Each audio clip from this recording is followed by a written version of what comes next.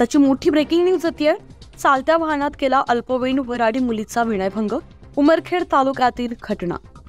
उमरखेड जवळ असलेल्या नागपूर रुपाळा येथील वराड एक आयचर क्रमांक MA04 DD 8608 या वाहनानं लग्न घेऊन महागाव तालुक्यातील वडद येथे आज दिनांक 21 मे रोजी लग्नाला गेलं होतं।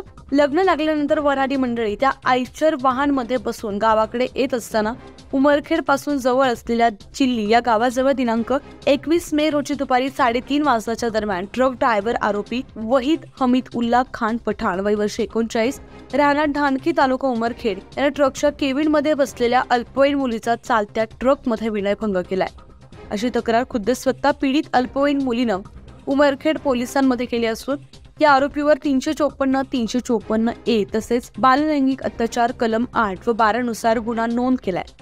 आरोपी वहीद हमीद पठाण याला उमरखेड पोलिसांनी अटक केली आहे। पीडित अल्पवयीन मुलीनं या आरोपीवर कठोरात कठोर कारवाई करावी अशी शासनाकडे विनंती केली आहे।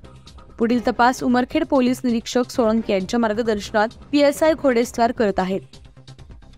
न्यूज 15 मराठीसाठी प्रतिनिधी किरण मुक्काबार, उमरखेड, यवतमाळ।